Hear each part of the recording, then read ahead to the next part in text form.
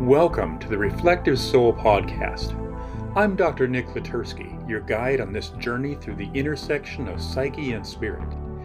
Here we explore the depths of the human soul, uncovering the wisdom of symbols, dreams, myths, archetypes, and sacred stories. Whether you're seeking personal transformation, spiritual insight, or simply inspiration, this is a place for reflection, connection, and growth. Let's begin.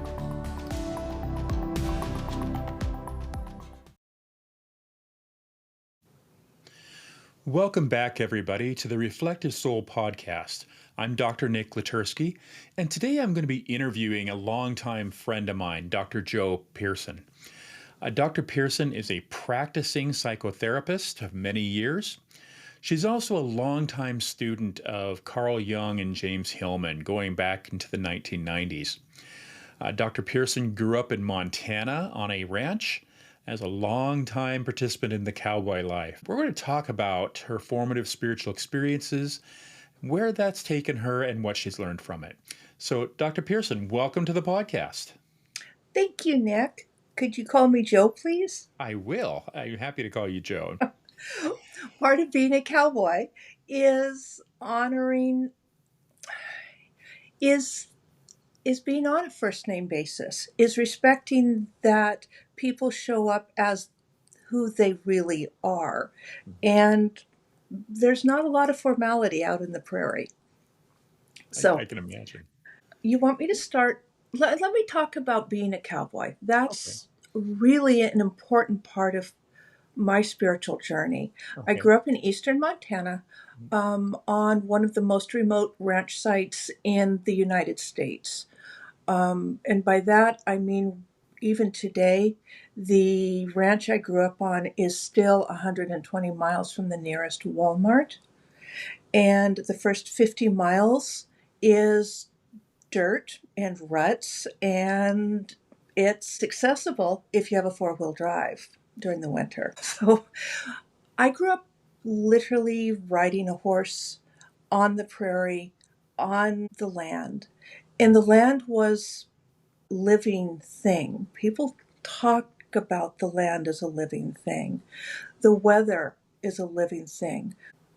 The animals obviously are living, but we are all almost a native sensibility of being, they're a living thing. Our task, we humans are tasked, or I was taught by my grandfather and my dad, that our responsibility was to take care of the animals and to take care of the land.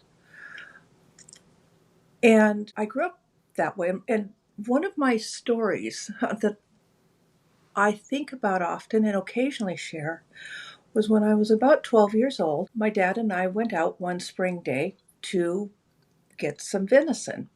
It was, of course, out of season being in the fall, but we needed meat, and we were going to harvest a nice, fat, dry, non-calf doe, a doe that did not have a suckling baby. And so we drove out to the hayfield, and we stopped. Dad got out with his 30-30 and leaned across the hood of the pickup so that he could get a good shot. And when he was prepared, he whistled, and the deer threw their heads up to look around, and he fired a single shot. One deer dropped, and we got back in the pickup and drove, 200 yards, I guess, across the field. And the other deer had startled at the shot and moved away, but they didn't go far. And then they went back to grazing because there was no more danger. One of them had given her life perhaps for the group. I don't know. Now I'm thinking about it. Mm-hmm. But they moved away, and there was no agitation in the little herd. And I jumped out, being the ever enthusiastic person that I still am, and I pulled her head back so that we could drain the blood out of her. And Dad said, "Stop." she's still here. And I said, I don't understand. And he said, well, her spirit, her soul is still here. Her spirit is still here. We need to let that leave before we do anything else. And I sat down on the tailgate and listened to my dad tell me really the beginning of my own spirituality. He told me about the land as a living thing. He told me about how we don't take more than we need. We harvested a deer. We didn't go shooting for the glory of blood. We didn't go shooting for the antlers. We went and took what we did need so that we could eat. We couldn't afford to kill our own beef because beef were to be sold to put money in the bank account. We couldn't afford to kill our own beef at that point in my life. And so we harvested what we needed. We had a huge garden. I've always worked very comfortably in the gardens. But that notion that she was still present and we needed to honor her. And in a way, we didn't thank her. I mean, it was a very informal thing, but it was a respect. It was an honoring. That's really amazing to me because, you hear so much of our disconnection from nature these Mm-hmm. days. And there are people, very drawn to like neo shamanic practices that sound very much like what you experienced there. And so we don't always realize that this is part of our culture, of our rural culture. Mm-hmm. I had a woman challenge me. This was many years later. She was an ardent vegetarian, and she said, "Do you know where that meat comes from?" And I looked at her and I said, "Yes, I do." And she got huffy. But going back to that scene, a 12-year-old little girl and her dad sitting on the tailgate of a pickup, the body of the deer in front of us, and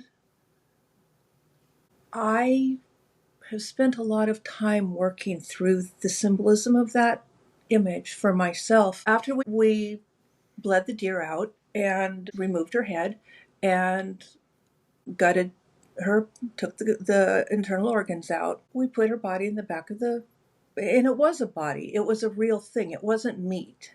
It was a body. We were going to eat the meat from a body of a living being. And we put it in the back of the pickup. And I know, just because I know, that the coyotes feasted that night. The crows feasted that day and night. The worms and the maggots and the the life from that body gave life, not just to my family, but to the scavengers, to the bugs. It was life. It was death. It was life. It was a cycle. So life goes on. Now, I do know that my grandfather was a quarter Indian. His grandmother was full blood, and he grew up with that sensibility that we have a responsibility to the animals, a responsibility to the earth, not to the earth as a dead thing, but the earth as a living thing. And the earth is what we walk on. It's what's under our feet, literally under our feet. It's not this big global thing. I am responsible for where I place my feet. My dad remembers hanging out with his granddad, his grandfather, and being taught the same stories. being taught how to live with, you and I would call it the Anima Mundi, Mm-hmm. the living soul of the earth. Um, Fast forward many, many years now, and I am now in Southern California. Oh, good, because I was going to ask. I know you lived in Southern California, so I'm just really curious about that How culture how I shock and oh my God, it was how you horrible. held these It was lessons. I mean, horrible. Um, my husband and I, he's also a small town. He grew up in a town, but he's a small town Montana boy. I didn't even grow up in a town. I went to a one-room schoolhouse that I rode my horse to. So when I say I'm rural, I'm rural. So I followed him to Southern California. He got a job in the aerospace industry in Burbank. And we show up in California and in Los Angeles, and the culture shock was horrifying. There's books right there in that experience, in that adjustment disorder experience. Um, and I found my way because I needed to find something of nature there. In this alien Mediterranean culture, I came from an alpine high desert, I guess, environment. And I needed to find something I could resonate with in this alien world that I had landed on. And I found my way into Topanga Canyon, which is famous for its mystical, neo pagan shaman. It's such a cool little place. one of these vortex areas. Oh my God, it has it all. And I happened to get into a workshop run by a woman by the name of Ruth Barrett, who I have some of her books. This was in the the late 80s. We moved there in 1988, so it was 88, 89. And she's a witch of some renown. And so I took this class on introductions to witchcraft. Cool. What I realized was that it was a spirituality or a religious practice aimed at what I had left. It was trying to connect with the seasons, trying to connect with the life force. I never found what I was looking for in that space because they didn't know. They didn't know what they were looking for. And I'm not criticizing, but I came from the world of Eastern Montana ranch life to urban living. Hmm. And one of the things that I learned in school was that Carl Jung talked about how when people move to the city, it takes a couple of generations, but they lose their instincts and they lose their connection to animals. And he didn't say this, as I recall, but they lose connection with the Anima Mundi. They lose the awareness that they are not separate from the world soul. And that was my introduction to Wicca. It was my introduction to the whole amazing world of spirituality as an intellectual exercise, not a lived experience.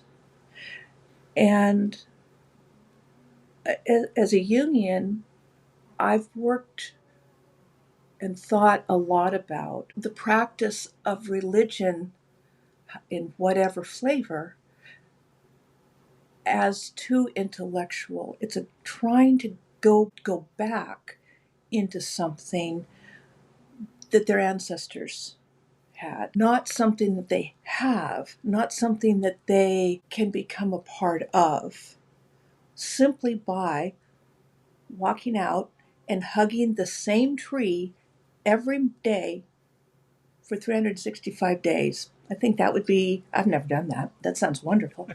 Sounds like an amazing way of bonding with a living being that is utterly alien to an urban suburban experience. Doesn't matter if it's the tree growing out of the sidewalk, out in front of the apartment building. Hug a tree. Yeah. And by doing so, you're connecting with the earth, with the sky. You're connecting with the world axis, because every tree is an axis. Okay, I'm done pontificating. Ask me another question. No, I think that makes a lot of sense. I mean, I've had clients who make that a practice. Hugging a tree. Hugging a tree, or they have a boulder that they sit on every single day to meditate, things like Mm-hmm. that. So I can see what you're saying. So it's almost like you had this idyllic, I almost think of the Eden myth, right? Mm-hmm. This idyllic paradise in terms of relationship with the earth Mm-hmm. and the living community around you, and you get thrown out into the concrete jungle. Um, Yes. and so I'm really curious about that adaptation, that transition. I mean, you said somebody can go out and hug a tree every day, but you haven't done that. What have you done to retain that relationship? The transition to California, to Southern California specifically, and I always state that I lived in SoCal. I lived in Southern California because Southern California is unlike any other part of California. Sure, sure. And LA County, for however enormous it is its own microcosm of that world. Mm. So in SoCal, I ended up within a couple of years moving out of the San Fernando Valley up into Palmdale, which is in northeast LA County and on the edge between the San Gabriel Mountains and the Mojave Desert. And I absolutely hated the desert Mm. because I never needed to reaccess my awareness of the earth. Mm. That was hostile. It was the desert. Every plant had a thorn that wanted to snag my skin open so that it could drink my blood. Mm. Every animal wanted to feast on my entrails. It wasn't dangerous. It was that it wanted my life to feed it. Oh, wow. I can resonate with that. I had an experience going up on Mount Hood in Mm-hmm. Oregon, and there's a very famous ski resort up there, very old. And I just went up and I was walking sort of a nature path around the area. And there were jagged rocks, and I happened to stumble a little bit and ended up bleeding profusely. Mm-hmm.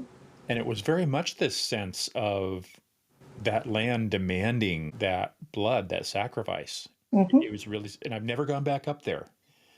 Um, Interesting. but it was just that Mm-hmm. it was very much something beyond, oh, I stumbled and cut my toe. Mm-hmm. So I hear what you're saying here. And as we're talking about this, even putting together how very much a part of the soul, the world soul, I feel. I'm going to jump into right now. Sure. I live in an old house that was built in 1934, and it has a spirit. It has a house spirit, a genius Mm-hmm. of its own. And when I moved onto this property 5 years ago, you and I were friends, and you suggested before I actually move in that I introduce myself to the property, to the house. So I did. Mm-hmm. And I stood in the middle of my empty house here and I introduced myself and I said, I will bring to you the house, this property, the space. I will take care of your structure and what you need for structural integrity. I will bring you laughter. I will bring you joy. And I will bring you happiness, my own happiness. In exchange, I am asking for protection, safety, nourishment, whatever that means. And that was lovely. I took a bottle of wine. I went around the entire edge of the property, dribbled a little bit of wine all the way around. And then I just kind of pushed myself into the land, into the space here. It's about a quarter acre. To the edges, to where that wine dribbled. And it was almost like I could feel it. And so that's what I am responsible for. I took responsibility for this space. Goes back to what you're saying about where you're standing.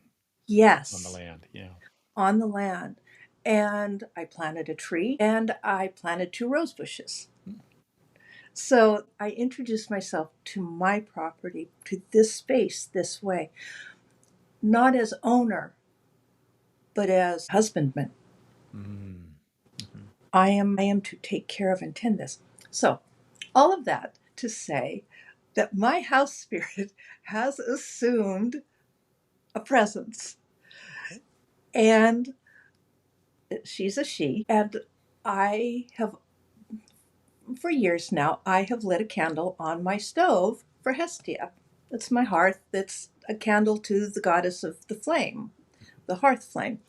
And one day I was really high, and there was an experience of my house spirit as a golden pillar of light, if you will. And I said, "What's your name?" She says, "Well, you've been using it. My name is Hestia." It's like, okay then. So I have a very active house spirit. She walks behind me when I'm in the kitchen with my back to the walk space. I can be alone in the house and I will actually turn around and look who's there. She's that present. She does not like Jimmy Buffett. When Jimmy Buffett will come on my playlist, she turns the stupid volume down. I was with a friend. Is that what you're saying? Oh my God, shut up. And I had a friend and we were enjoying my playlist, and Jimmy Buffett would come on, and pretty soon he said, "Why is the music so low? Why is the sound so low?" And I turned around and I said, "Turn that up." And she did. Wow. And he looked at me and he said, "Oh my God, you're a bruja." Okay. I said, "No, I'm not." Whatever. I said, "No, we didn't turn it down. She did." He said, "Oh no, this is way too freaky.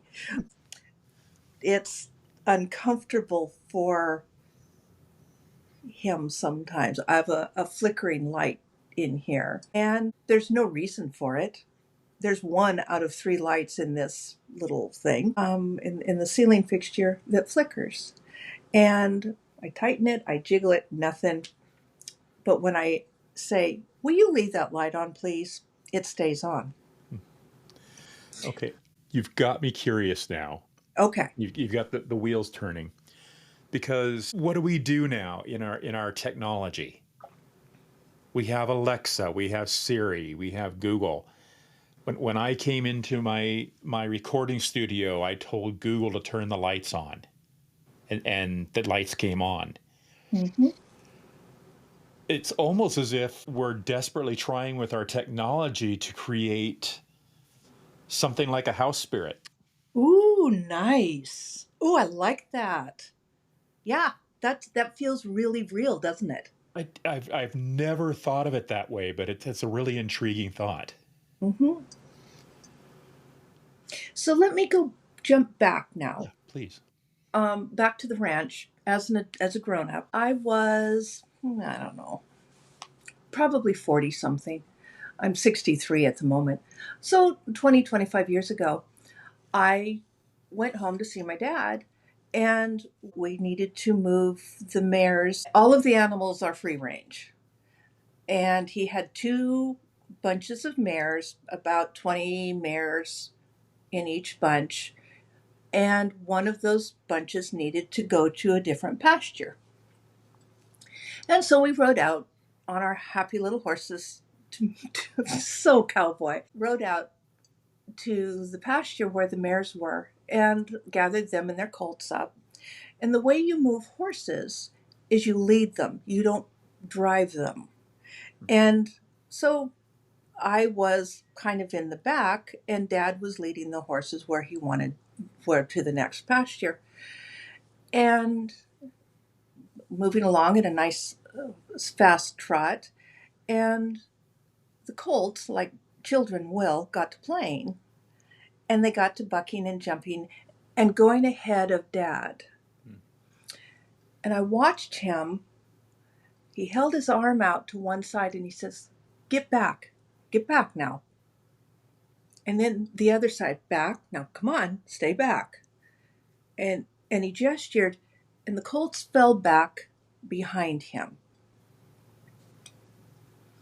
So we got the mares and the colts moved. They were 2 or 3 month old colts. And I said, Dad, that was really fun. You're a horse whisperer. Oh, goddamn, no, I'm not a horse whisperer. I said, yeah, okay. I said, that's the best horse whispering I've ever seen. But as I think about it, that connection to the horses in particular is a gift from my family. My grandmother had it. My grandfather had it. I don't know if it was that same visit or if it was a couple of years later. Dad and I, my baby brother, who is 22 years younger than I am, and his son, so essentially my dad's second family was a generation younger than me. And so my brother and his son and I and Dad went out to look at my nephew's new stud colt. And we got out there, and the mares are we never rode them. They're for brood mares. And the mares came around and we gave them pellets and we visited. That's what we called it. We were just visiting with the mares. And pretty soon they were all happy, and it was time to now go connect up with the colt. And Dad walked out, talked to the mare. And it's not, this sounds so ritual, but it wasn't, and it's not. Talked to the mare, talked to the colt. Pretty soon he's petting the colt, invites Cash to come up to pet the colt. Cash is so excited. He's like, 10 years old. Mm-hmm. The colt gets fidgety and moves away. There are no halters, no containers for these animals. The colt moves away. Well, why, Dad? Why can't I, Granddad? Why can't I pet my colt? Because you're too spiky. And I said, come on, let's do this over again. I said, so Cash, what I want you to do is I want you to calm yourself down. I did a little guided meditation, a little anchoring, a little soothing. And pretty soon, this little baby wild animal was letting Cash pet it, pull its tail, drape himself over its back. And when we were done, we had passed it on. We had passed on the gift. And I've been initiated into Reiki. And as I'm talking, I'm saying, oh, okay, so that was a transmission of tradition. Yeah, say more about that for those who aren't so familiar with Reiki. Reiki is a form of eternal energy. It's a form of healing, nurturing energy that people who are inducted can channel, and it's a channeling. I see things that say, I can initiate you into the Reiki tradition from a distance. Well, that's not exactly kosher to me. It's a hands-on transmission. It's because both of my initiations, I guess 3 initiations, because I'm a full master.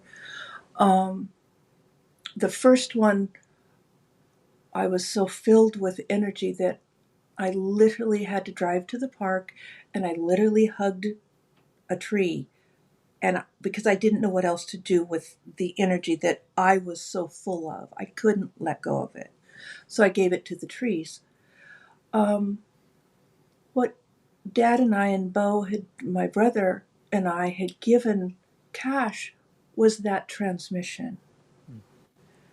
And horses in particular are, I don't know, there's a spirituality in horses that, and that's part of the cowboy tradition I come from, is that our horses are our partners. We companion with them. We're in charge. We're the ones that guide and direct, as well as our dogs, because we had always had working dogs. Oh, that reminds me of my coyote story. Okay. I was about, again, I don't know, 12, 13. A lot of that stuff, okay, so that's the puberty age. A lot of the stuff happened about then. It was cold spring morning. We were out doing something. Dad and I and neighbor were out riding a pasture. I do believe we were gathering it for something. And gathering a pasture means you go through the pastures are, oh, this one in particular was a couple of square miles. It wasn't a particularly big pasture. And we discussed who was going to go where, and I was going to go down this ridge, and I was going to do this. Okay, so we all separated. Dad said, I'll take the dogs. Okay. We had 2 little dogs, 2 little cattle dogs. Dave had his 2 dogs. I rode off, glanced behind me at one point, and I realized I had a couple of dogs following me. Okay. Except that I didn't take the dogs. So I reined up, and I looked back, and there sitting at my horse's heels, as if they were cattle dogs, were a pair of half-grown coyote pups. And they looked up at me with their golden brown eyes, laughing. Coyotes have the best sense of humor. And they were laughing. And my horse didn't care. I was like, okay, I guess this is what's going to happen now. I rode, I don't know, I guess one of them was with me for a couple of hours. Most of the morning, the work that I was doing. The other one had peeled off after a while. But even then, I knew that they had been sent out by their elders to observe this human. Follow, watch, learn. And pretty soon, after, a couple of hours, the one that stayed with me was gone. But that sense of being observed, learned from, it goes back to that sense of being a part of the world. I'm not separate from it. Hestia, my spirit here in the house, she and I are equals in a way. I'm bodied, she is not bodied, but she's bodied by, I guess, by the house. That's her body. Yeah, I want to go back a little bit to your experience when you trained in Wicca and you noticed this breach. They were trying to capture a relationship that you had already grown up with. Yes. What have you done? I mean, as you've worked as a psychotherapist and such, have you tried to help others develop those kind of relationships? I have not. Somewhere in the late 90s, I went to an interfaith seminary because where I lived in Palmdale, had a very high concentration of a variety of Christian sects. And I needed a little gravitas as a spiritual advisor. And so I went off and got myself properly trained in interfaith. And that's as close as I've gotten to teaching or doing anything spiritual. My spirituality has always been for me, not as a spiritual teacher. It's something that I am, not something that I do. Sure. And I have a lot of respect for people like you who are able to take that being, spiritual being of the spirit, and being able to transmit it through teaching. As a therapist, I see my therapy as an expression of my spiritual practice. It's not as a religious practice, but as a spiritual practice, because I sit in my space, and I was aware that my office was a three-dimensional altar. And it had a spirit of its own that I found really interesting. But as a therapist, I'm working with wounded souls. I'm a trauma specialist. I worked with gang members and their victims. I worked with rape survivors. Palmdale, at the time I was there, was the child murder capital of the United States. At the time, we had more rapes per capita than anywhere else in Los Angeles County. We had hundreds of identified gangs in our school systems, our middle and high schools. It was violent. It was gritty. It was as real as that deer's blood in the story that I spoke of. I found in the people of Palmdale, Lancaster, the Antelope Valley, an earthiness, a groundedness. There was a spirit there of nature. It was not the pretty, nice nature, but the wild, this will kill you, this will support you, this will nurture you. But don't ever assume that it's personal. Not the violence, not the nurturing. Wow. And in that nature, because nature is impersonal, nature, she doesn't care about us as little individual molecules in her beingness. We are simply part of the whole. And so I approached my work with the gangs. I worked in home. I was threatened on the job. I was assaulted on the job. It was a rich world that I lived and worked in. But I always was aware of interacting with the greater spirit of the community, as well as the little spirit of the individual in front of me. And that community was a sustaining entity. I've never thought this through like this, Nick. But my work as an in-home therapist, 100% for the first 10 years I worked there, 100% of my clientele were people whose children had been detained by social services because of neglect and or abuse. And my job those first 10 years was to reunify these kids back into their families while making the families functional enough that they could take care of the kids. And bringing those children back into a home that I and my partners, I had a direct partner from my agency, and then we partnered with several agencies in town to provide services to each family.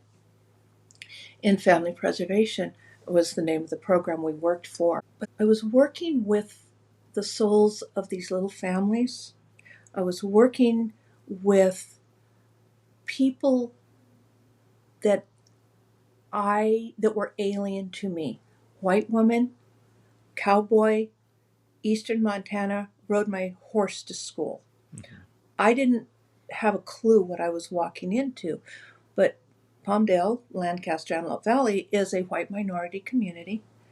And so and many of the social workers were also not white. Many of our service people were also not white. And so I was a minority among the service providers as well. And I had to really confront how my skin color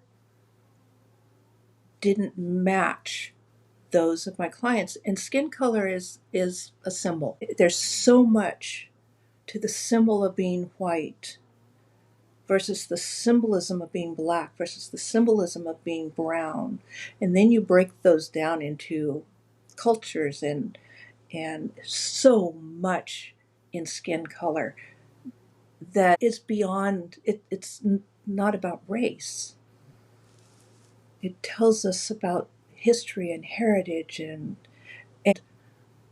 how does a people, because I'm aware of how I've been influenced by my people from the land, about spirit. Each color, if you will, of people have a different heritage, a different pathway of experiencing spirit. Mm-hmm. And I learned how to connect with that spirit, however well or imperfectly I did, but it's always been a learning process for me. I'm intrigued with that sense of big picture that you had, and also recognizing your situation in the context. When you talk about these different spirits and different heritages and such, it brings to mind for me some conversations you and I have had before about, well, as you said, your office was your three-dimensional altar. Mm-hmm. And I hope I'm not telling tales here, but you've shared with me a little bit before about therapy as a spiritual experience, mm-hmm. about synchronicities, things that have happened in the course of therapy and working with your clients. And so mm-hmm. I'm curious how that has influenced and shaped your spirituality further.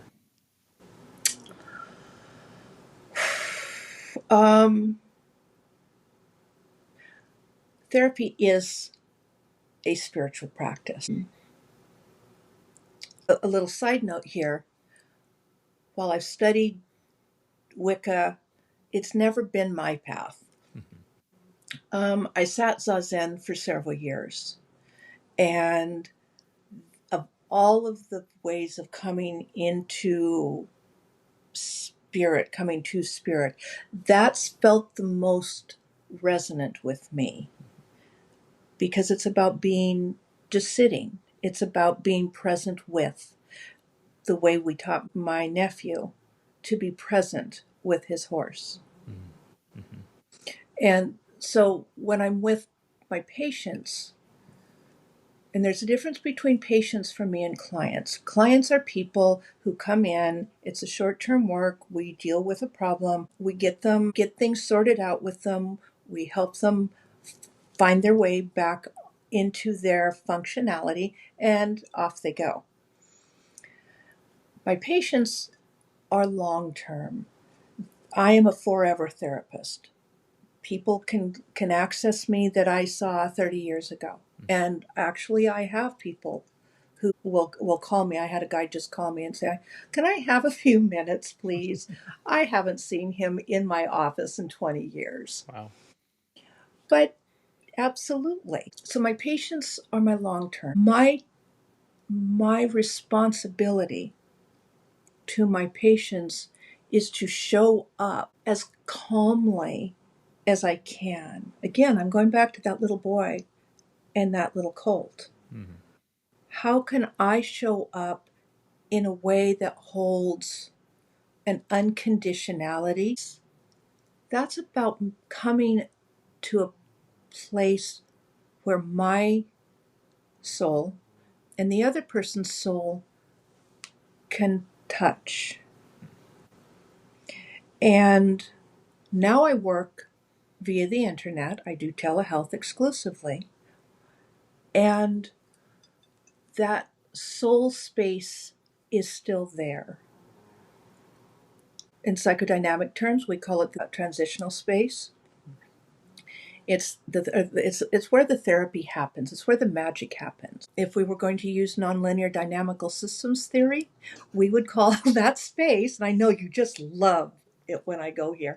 Linear dynamical systems theory comes out of actually trying to model weather. So, how do you model a chaotic system like weather? Well, I'm not going to go into it because I honestly don't understand all of the mathematics. But I do understand is that right now, Nick, your soul and my soul are almost touching. And there's a space between my soul and your soul, which is in nonlinear dynamics terms, is an edge of chaos. There's a chaotic space where you're entering and I'm entering, and it's a very fluid space. I've never put these things into words. When I am in this space, it is as if I am priest, medicine woman, curandera, bruja, whatever you want to call this.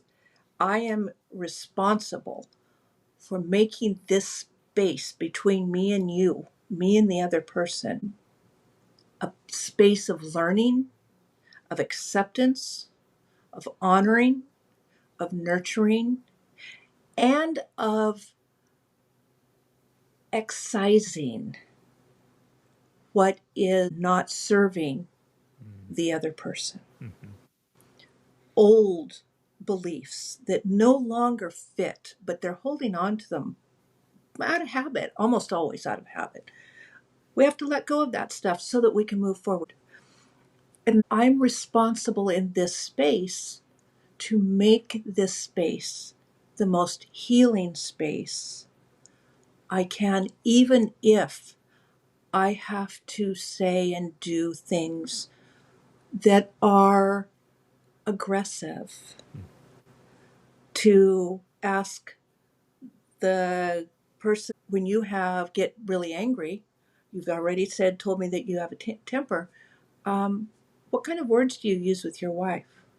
What kind of words, what kind of actions do you have towards her? Essentially, I'm saying, are you abusive? Mm-hmm. Yes. It came out that yes. And then we could work with the shame and the pain. And in that space, I'm looking at how is that pain, that shame expressed. It's expressed through violence.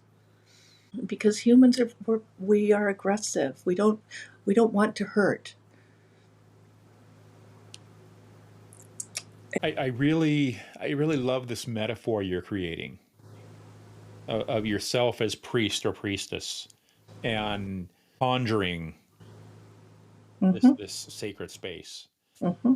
It reminds me, one of my early clients was also a therapist, and they loved their job as a therapist. They absolutely despised all the paperwork. Oh yes. Oh my God. And that's the bane of us all. It was really a struggle. And as we talked, we came up with this same kind of metaphor. Mm-hmm. So, what, your therapy office, this is your temple, mm-hmm. and you are the high priest. You're the one responsible for maintaining it all. And when he focused on that kind of metaphor, it really shifted even those mundane tasks. So that's sort of what I'm hearing in what you're saying. I mean, you're concentrating, of course, on the therapeutic relationship, but it is very much a sacred, a numinous Yes. function. When I had my office in Palmdale, I had a little waiting room, a little, probably 15 feet worth of hallway back to my office. I would open the door into the waiting room, and my person would be there, and I'd say, "Hi, how are you? What's going on?" "Oh, good. Everything's great." Okay. It was a very appropriately social encounter. We would walk 15 feet. They would settle down on my comfortable sofa. My walls were painted this lovely lavendery kind of pink.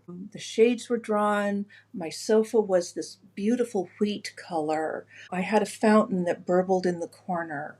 I had my books and my bookshelves. And they would sit down on the sofa, and I'd settle down. I'd say, "So, how are you?"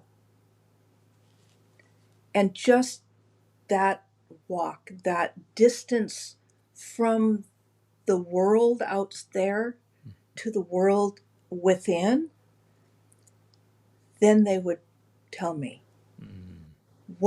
how were they, how really and truly, not just their persona are there, but themselves. I always loved that. So that goes to, there's a liminal experience of coming into the space, a numinous experience of being in the space. I liked your word conjuring. And I was going to deny that I conjure anything. But if conjuring means collecting, creating a container, creating a space, then I very much conjure this. I mean, it's like the first time I went to see Madonna in concert. I really didn't want to go. My best friend sort of dragged me. I thought, fine, I'll check her off the diva list, you know. There you go. And I found myself in awe, not just with her as a performer, but to realize she was palpably working the energy. And I don't mean just working the crowd. I mean it was clear that she was consciously working the energy in that space. And I came away just, it was actually kind of one of these little spiritual turning points for me to see that in action. And that's really no different than what you're describing. None, not at all. Nope. Yeah. Yeah. So I'm curious then, coming back to the personal, how do you create that space for yourself? Oh, I'm not as good at it as I could be. Okay. I wish I could tell you how I have an altar and I honor the gods, and But you I, do I don't though. do any of that You shit. have your altar I to have an Hestia. altar and I do, but it's an informal Hmm. relationship. Let me think about this for a moment. My home is my altar. I tend my home for Hestia, goddess. I have a partner who will never live with me because he's very much a Hermes. And Hestia and Hermes have a relationship. And the rule is he leaves the road and his sandals outside her door. Oh. Right. And he finds peace and solace at her hearth. Mm. He brings excitement and adventure and the road, that whole energy of engagement with spirit and the elements to her. And she holds it, Mm.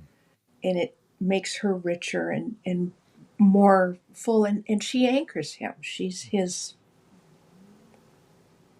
gives him a space where he no longer has to work. He gets to be. When I talk to my cats, we visit. Like we talk. I'll talk to her, and she meow meow. She has a very casual kind of voice.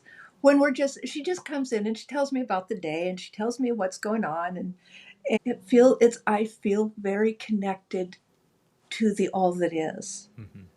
Just visiting with my cat. Sometimes her conversations are much more interesting than the ones that I have casually when I'm out in the world. Yeah. I have houseplants. I love the Pacific Northwest and my yard. Mm-hmm. I love the verdancy. I love the smell. I love the dirt. I love getting rained on. I can companion with the energy of this world, this earth, in the desert, in the Mojave Desert. I couldn't companion it. Mm-hmm. I was always on guard because it wanted more from me than I was willing to give it. Sure. Mm-hmm. I've been to your home a few times, Mm-hmm. and you're being very humble in saying you planted a tree and a couple roses. You've cultivated that space. You've beautified that space. Mm-hmm. You've created your own. Um, Let's put it as a work in progress. I am sure, creating. sure, sure. Always, Right. yeah. Yeah. But I guess that goes really back though to what you're saying from the very beginning, though, that it is in relationship with land. Mm-hmm. My partner is a master gardener, Oh, and I garden the way I do everything else in broad brush strokes, and things either live or they don't live. I do my best. I am very imperfect. And well, how are we going to do the garden this spring? He asks. I said, well, I'm going to have some tomatoes. I'm going to have some tomatillo, and we're going to have some onions, and we're going to have the well. When are we going to plant them? When are we going to start them? When are we? Well, about the end of February, we're going to start. I'm going to start my seeds, and I'm going to get some plastic. Well, what kind of plastic? Where are you going to buy it at? Home Depot, PCP pipe to create the hoops with. Yeah, some zip ties to hold it all together. Well, and so he sends me stuff of here's systems on greenhouses and here's systems on. It's like because he's uh, Hermes. He's going to be the messenger and bring it all to you. he. Oh my God, I didn't get that. Thank you. Absolutely. He wants it done this way. This is the right way. It's like, no, no, no. Thank you. I like that. I am very of the moment. I'm very broad brushstrokes, but I'm also working with the soul of the place. And I've never started my own tomato plants. I'm really excited to be engaged with these little plant beings from the beginning. I'm going to start them. I'm going to put their little seeds in the earth and I'm going to nurture them from the seed itself Mm. until I can harvest the fruits. Yeah, this is exciting stuff. This is. This is my spiritual expression. Yeah. Yeah. I live it. Yeah. That's wonderful.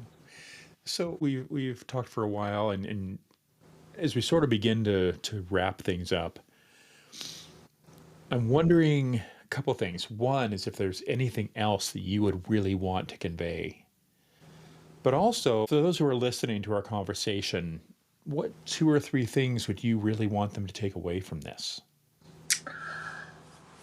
I I want our listeners to take away from this conversation a realization that they are not separate from the soul, the world soul. And the world soul can be, we can use all kinds of metaphor. It, God, the word God, and God, Goddess, whatever entities, the divine. I use lots of different ways of saying the same thing. The divine, God, goddesses, being. But when I was meditating, I came to understand that everything is a part of all that is. Capital A, all, capital T, that, capital I is, Mm. all that is. We are of a being, of energy. I love the concept of the Anima Mundi because it's a little more manageable than this God thing, this universal mundus thing. Mm-hmm. I want everybody to just, if they could, just stop as they're listening when we're done here and feel into, push their awareness outside of their skins into the fact that we're not separate, we're not isolated, we're not alone. That's our myth as individuals. And as Americans, we really are all about that isolationism. Mm-hmm. It's dangerous. I think emotionally, spiritually, physically, on every level, it's dangerous. So the takeaway, the biggest takeaway is that we're all connected. The second takeaway is we don't have to do anything extraordinary to access that. When you're petting your dog, when you're petting your cat, when you're feeding your lizard, when you're watering your plants, see that being, that little furry, fuzzy, scaly, leafy being as sentient. Not like we are, but it's aware. And there's lots of science that shows us that. And let's use watering your plants. When you water your plants, speak to it, encourage it, tell how beautiful it is. Use those words that we ought to be using for all souls, of acknowledging the beauty, the divine in that being. And I don't believe we can acknowledge the divine in other beings without acknowledging and honoring the divine within. I know, namaste, all of that stuff. But that word has been overused for a zillion different ways. But when you speak to an animal, when you speak to your cat or your dog as another being, you've entered a space of spirituality, of beingness. I guess in the last thing, I like things in threes. The last thing I want people to take away is how very joyous it is to be in connection with spirit. Mm-hmm. It's amazing to be. It's joyous. I love the joyfulness of spirit, and never ever forget that death and destruction are a part of spirit. We are in a time right now in our nation of destruction and devastation. And I don't know what the hell's going on, but I do have faith that this is a part of the natural order. I don't like it. I'm pissed off, but I also accept that there's a movement, there's an energy that's going on that is way beyond my little human pay grade. Right. Well, Joe, thank you so much for taking this time with me and being so vulnerable and open. I think people who listen to this are really going to gain a lot. Thank you. And we will talk again soon. I would love to continue having these conversations. This is cool. Okay. I'm learning all kinds of things about myself. All right. Wonderful. All right. Be well. Thank you so much. Bye-bye. Well, listeners, I hope you enjoyed that rich conversation with Dr. Joe Pierson. I've been reflecting on some of the profound themes she shared. Joe's stories aren't just personal, they tap into a deep archetypal pattern that lives in all of us.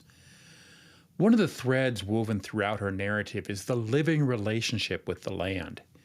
Joe's connection to the Montana prairie evokes Carl Jung's idea of the Anima Mundi, or world soul.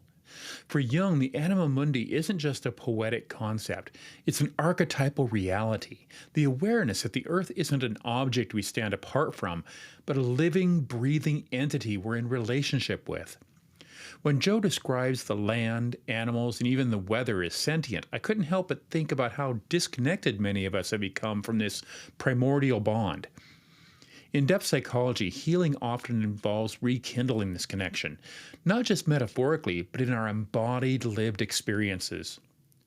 Joe's story about hunting with her father also struck me deeply. The ritual of pausing to honor the deer spirit speaks to something Jung often emphasized, the necessity of ritual in holding the sacredness of life and death.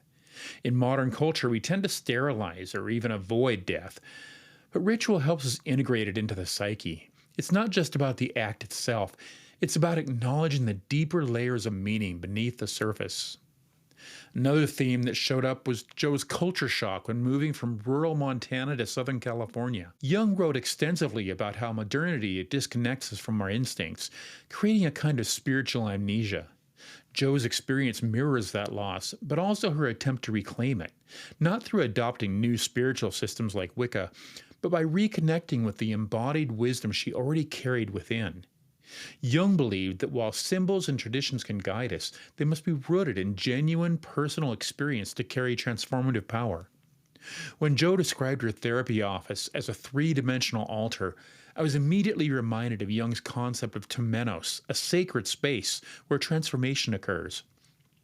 In Jungian analysis, the therapeutic relationship isn't just about problem solving.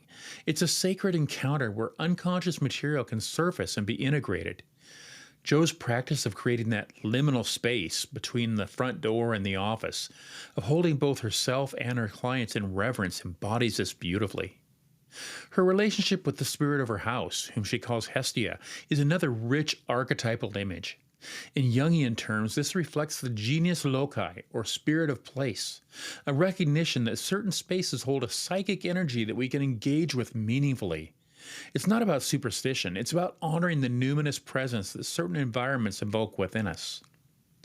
Lastly, Joe's reflections on synchronicity and the interconnectedness of all things, what she called the all that is, touched on one of Jung's most fascinating concepts.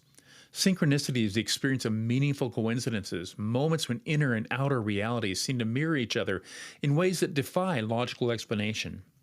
These moments remind us that psyche and matter are not separate, they're threads in the same tapestry. So, what do we take from all this? Well, maybe it's an invitation to slow down, to listen, not just to our own thoughts, but to the world around us, to honor the spaces we inhabit, the relationships we cultivate, and even the ordinary, everyday rituals that shape our lives. Whether it's tending a garden, sitting quietly with a pet, or simply pausing to breathe, these small acts can be portals to the sacred. I'd love to hear your thoughts. What resonated with you in Joe's story? Have you ever felt that deep connection with the land or experienced a synchronicity that shifted your perspective? Until next time, may you find moments of reflection, connection, and meaning in the everyday.